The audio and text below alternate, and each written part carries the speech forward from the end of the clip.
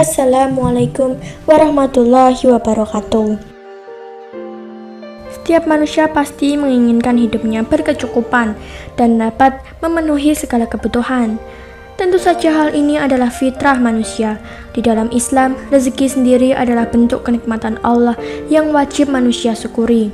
Hal ini disampaikan Allah melalui Al-Quran. Dan ingatlah juga, tatkala Tuhanmu memaklumkan, sesungguhnya jika kamu bersyukur, pasti kami akan menambahkan nikmat kepadamu. Dan jika kamu mengingkari nikmatku, maka sesungguhnya azabku lebih pedih. Quran Surat Ibrahim. Sebelum kita lanjut, jangan lupa untuk klik tombol subscribe dan nyalakan lonceng notifikasinya ya. Selain bersyukur, berikut adalah hal-hal yang membukakan rezeki kita dalam hidup.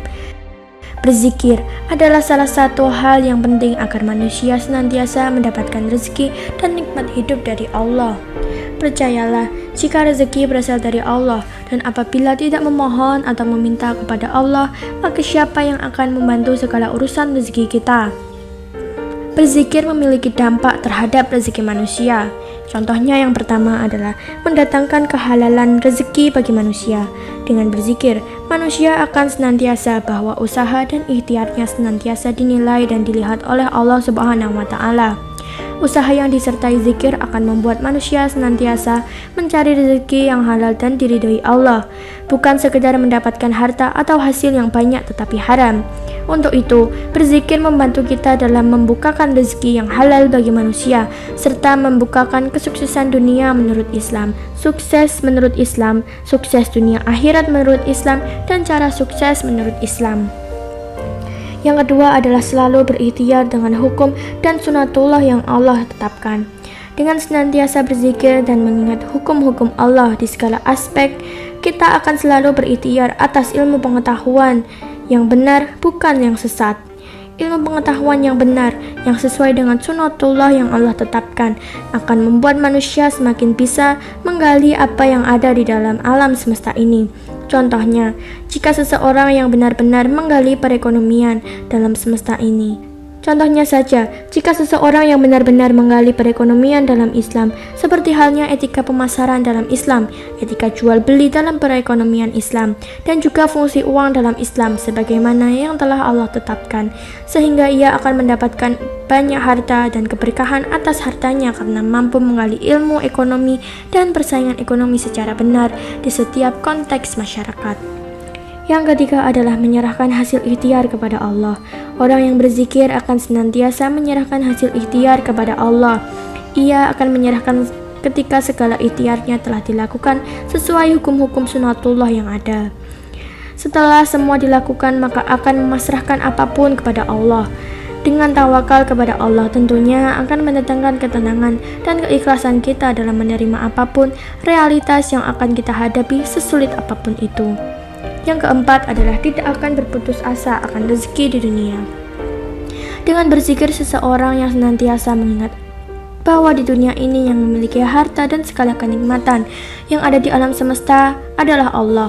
Jika ia senantiasa mengingat hal tersebut, ia tidak akan ketakutan kekurangan rezeki atau kekurangan nikmat, karena semua yang ada ini dimiliki oleh Allah. Sebagai hamba Allah, hendaknya senantiasa selalu bersyukur atas segala nikmat yang telah diberikan. Salah satu tanda umat Islam yang bersyukur yaitu ia yang selalu berzikir, mengingat Allah dalam setiap keadaan, baik sedih maupun bahagia. Apalagi zikir yang dilakukan saat pagi hari, ada banyak keutamaan yang bisa didapatkan. Pasalnya, apabila mengamalkan zikir di pagi hari, akan membuat Anda lebih semangat dan dimudahkan dalam segala urusannya oleh Allah. Untuk waktunya, yang utama dibaca saat waktu subuh hingga matahari terbit, namun boleh juga dibaca sampai matahari akan bergeser ke barat. Lantas apa saja zikir yang perlu dibaca? Yang pertama adalah memperbanyak membaca La haula wala quwata illa billah, yang artinya tiada daya dan tiada kekuatan kecuali dengan pertolongan Allah semata-mata. Yang kedua adalah La ilaha illa malikul haqqu mubin, yang artinya tiada Tuhan yang disembah melainkan Allah, Allah yang maha benar lagi maha nyata. Yang ketiga adalah membaca Subhanallahi wa bihamdihi subhanallahil azim, yang artinya Maha Suci Allah dengan segala puji baginya, dan Maha Suci Allah yang Maha Agung. Yang keempat adalah membaca surat Al-Ikhlas. Barang siapa membaca surat Al-Ikhlas ketika masuk rumah, maka berkat bacaan menghilangkan kefakiran dan penghuni rumah dan tetangganya. Hadis riwayat At-Tabrani. Yang kelima adalah membaca surat Waqiah.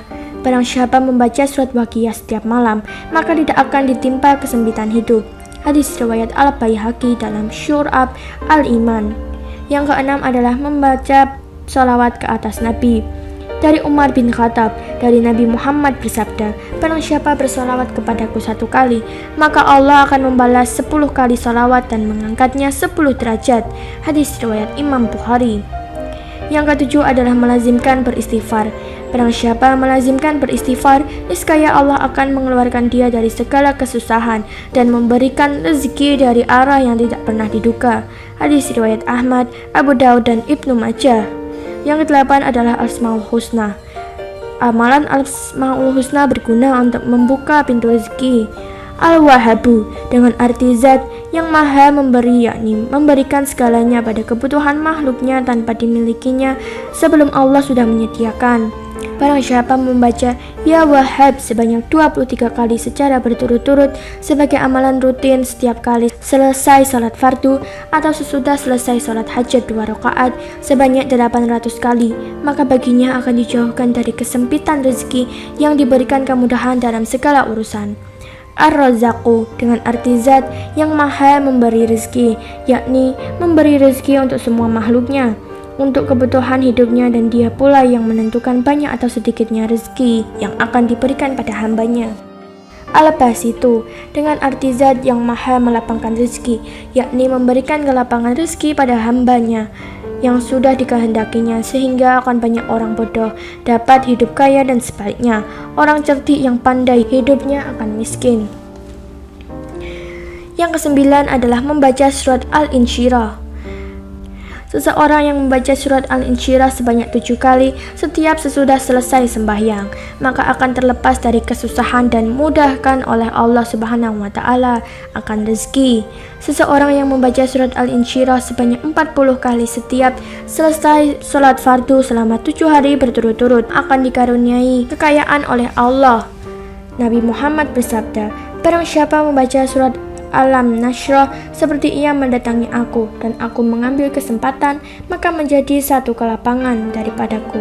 Barang siapa membiasakan diri untuk membaca surat Alam Nashrah selesai salat fardu, maka Allah akan memudahkan urusannya dan juga dimudahkan segala rezeki.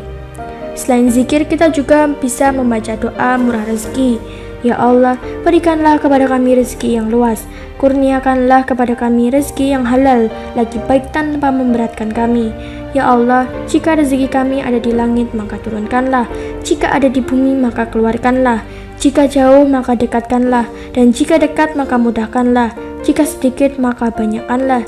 Jika banyak, maka berkaitlah. Agar kami dapat menolong anak-anak yatim, fakir miskin, dan mereka yang dalam kesusahan dan kedaifan. Ya Allah, kabulkanlah doa kami. Amin ya rabbal alamin. Semoga Allah mengabulkan doa kita semua.